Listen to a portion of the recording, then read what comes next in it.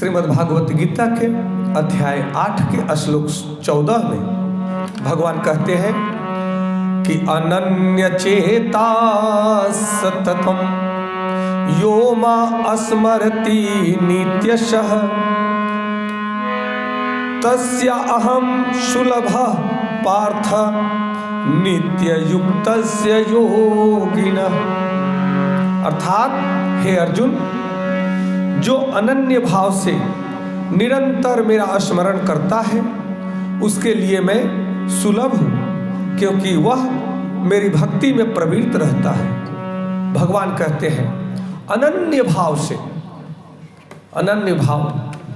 यहाँ भी भगवान के एक एक शब्द में आपके मानसिक, शारीरिक, प्राकृतिक चिकित्सा है, उपचार है। मन में अगर संदेह आ जाता है, मन में संकल्प अगर खंडित हो जाता है, तब निश्चित है कि आप अपने शरीर में लगे हुए रोग पर भी काबू नहीं पा पाएंगे।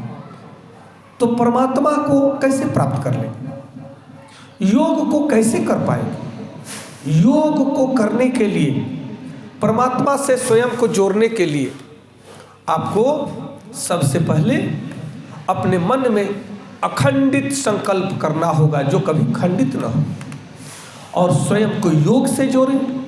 योग के साथ में प्राणायाम, क्योंकि ध्यान रखें, प्राण विद्या को जिस दिन आप समझ जाएंगे, प्राण शक्ति को समझ जाएंगे, प्राणों के प्रभाव को जब समझ जाता है मनुष्य, तो वह प्राण वायु की तरह स्वच्छंद विचरण करने वाला मनुष्य बन जाता है। क्योंकि हमारा मन और प्राण दोनों का बहुत ही गहरा संबंध है। आपका मन जब व्यग्र होता है, आपका मन जब उद्वेगित होता है, तब दवा लेने की आवश्यकता नहीं है। प्राणों के द्वारा उसका ट्रीटमेंट करें, प्राणायाम के द्वारा।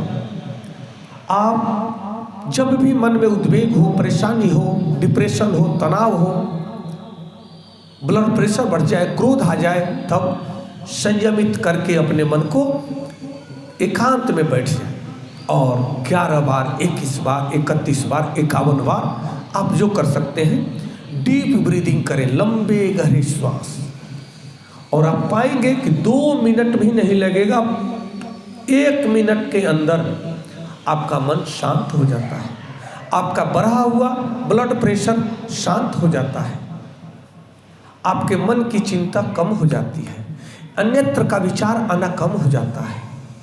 यह बहुत ही गहरा विज्ञान है। अध्यात्म को ऐसे मत लीजिए और ऐसे मत समझने का प्रयास कीजिए। अध्यात्म विज्ञान है। अध्यात्म विज्ञान को जो व्यक्ति समझ जाता है, वह पूरे ब्रह्मांड के रहस्य को समझ जाता है, प्रकृति के रहस्य को समझ जाता है, प्रकृति में होने वाले क्रिएशन को समझ जाता है कि प्रकृति कैसे चलती है, यह जीवन कैसे चलता है। तब वह जीवन की हर गतिविधि को समझने में सक्षम हो जाता है।